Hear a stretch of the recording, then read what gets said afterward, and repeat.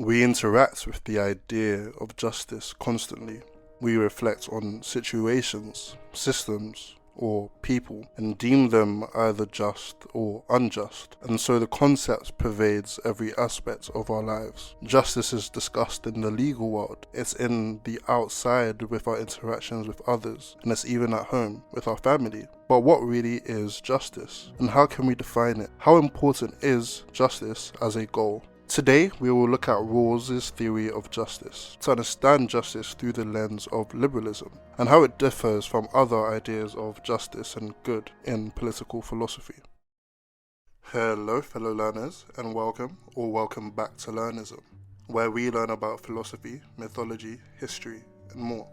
I know it's been a long time since I last posted a video, and that's been down to personal circumstances, but I plan to become a lot more consistent. If you enjoy this video, make sure to support me by liking and subscribing for more content, and let's get into it. Rawls' theory of justice was written in 1971 and was a critique to utilitarianism, a popular philosophy at the time.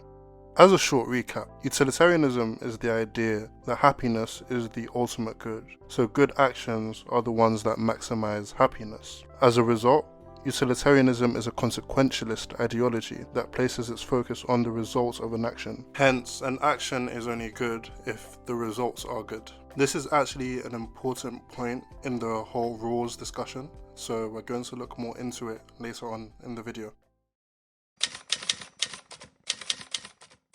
Rawls' first major criticism against utilitarianism is how it goes about treating people as separate entities. Rawls argues that utilitarianism doesn't treat people as individuals, but just as components of one collective, that collective being society. As a result, it does not provide a system that allows people to live for themselves. Instead, they are living for the collective. People will end up constantly evaluating whether their actions maximize the utility of the majority, instead of just enjoying things for themselves.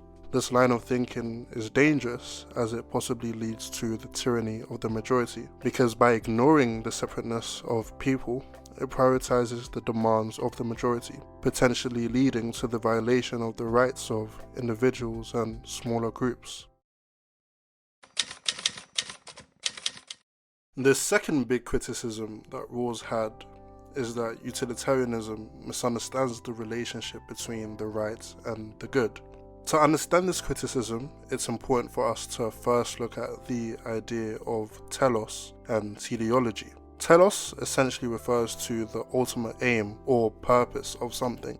For example, the purpose of a speaker is to amplify sounds. Hence, we would call a good speaker a speaker that amplifies sound both clearly and loudly. This leads to the idea that fulfilling your purpose or telos is necessary to be good. So telos is essentially the good. The concept of telos applies to objects, but it also applies to human beings. And this can be seen in ideologies such as utilitarianism, which argues that our purpose is happiness. So our ultimate aim, our telos, is happiness, and the right is derived from this good.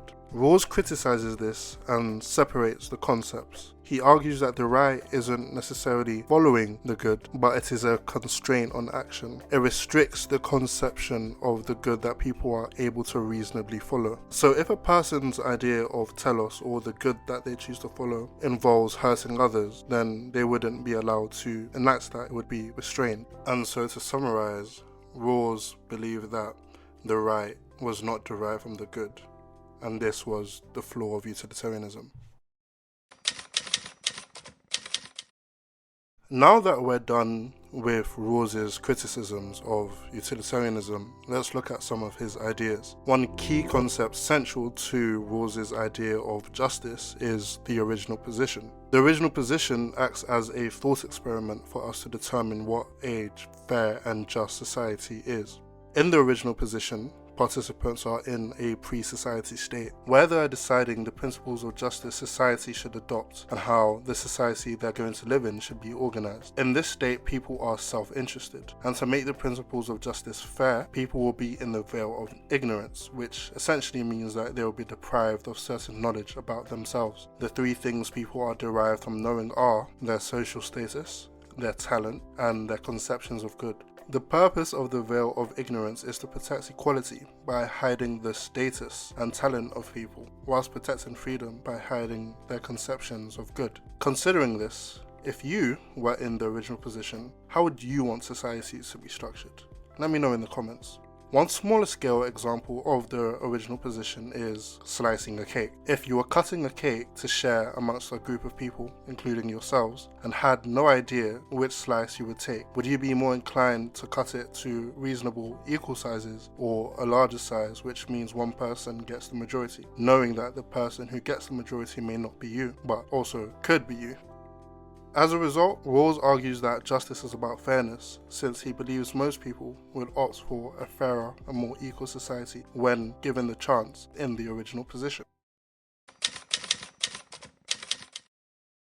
In order for society to be just, Rawls created the principles of justice. These principles stem from the choices that he thinks people would make in the original position.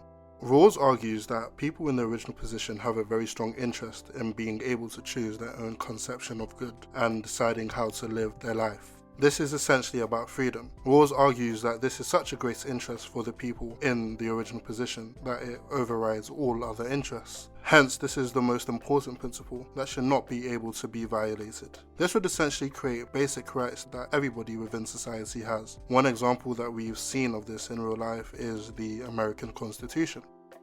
The principle of equal opportunity essentially wants to ensure that people have equal access to opportunities, regardless of the characteristics they possess and can't change, such as race or gender. This is a commonly discussed topic in modern day politics. The difference principle is probably Rawls's most controversial principle. It argues that society should be structured in such a way that inequality is acceptable only if it benefits the least advantaged in society. For example, progressive tax, which charges people who earn more greater tax rates and redistributes this wealth to people who earn less through social welfare and other means. And that is the end of this video.